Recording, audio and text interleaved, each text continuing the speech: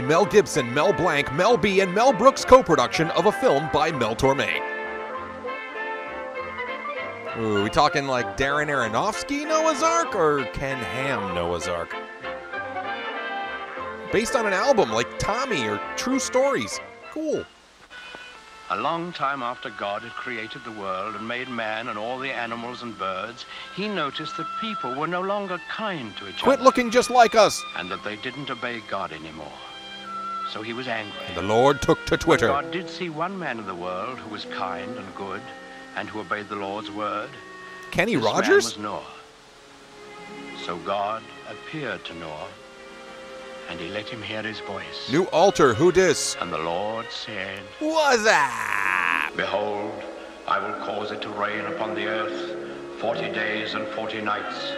I will bring a flood on the earth to destroy all flesh, and everything that is in the earth shall die. Oh, but keep the tithes coming. But God told Noah to build an ark and to take 2 of every animal in it with him to keep alive during the storm.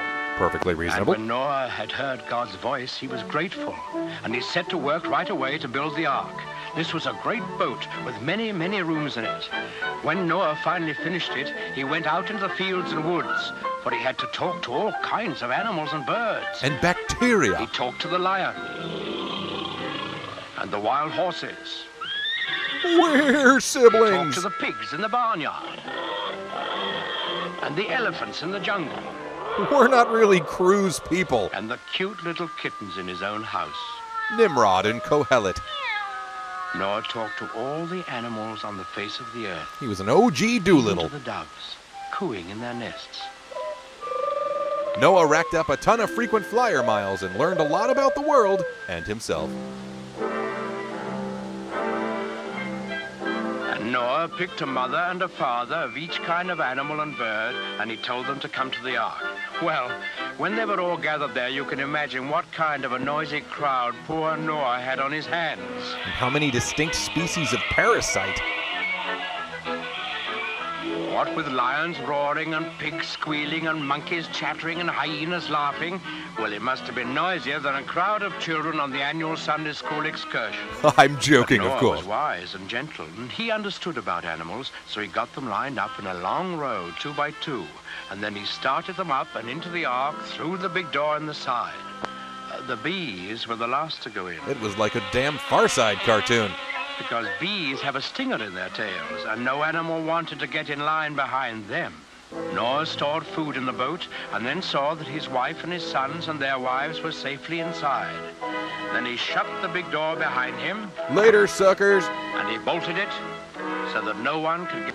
Then... Hey, you can't edit the Bible. What is this, the Council of Trent? The thunder roared as it never had before. Big black clouds hid the sun so that it was almost as dark as night. And out of those clouds came the greatest rain the world has ever known. It lasted for 40 days and 40 nights, as God had promised Noah. All the land was covered with water, and not a house or a living thing remained anywhere. Most people found it rather inconvenient. But Noah's ark floated on the surface of the waters, and he and his family, and the animals who were in the ark with them, were saved. After that, it was mostly poop scooping. On the 40th day, more people the died. rain stopped and the sun came out. The waters that had covered the earth began to flow back into the oceans and the rivers, and the ark came to rest on the peak of a mountain. But Noah wasn't quite sure that there was enough dry land for all his animals to live on. So he launched the Genesis device. So he took one of the doves and let it fly out of the window. I bet it comes back with a femur in its mouth. In a little while, it came back, and in its beak, the dove carried the branch of an olive tree. Noah knew that this must be a sign from God that he had restored quiet and peace to the world. That's one way to put it. So he opened the door of the ark, and he and his family and all the animals came out on the dry land, and they praised God and thanked him. And opened the first real estate firm. Then the Lord appeared again to Noah. He promised him that he would never again send a flood to destroy the earth. And he sealed that promise with a beautiful symbol. The Which he hashtag. set in the sky for all of us to see.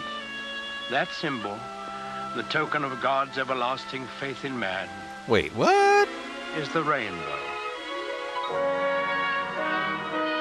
And that day the Lord did adorn the rainbow with green clovers, purple horseshoes, and yellow stars. Thanks for watching.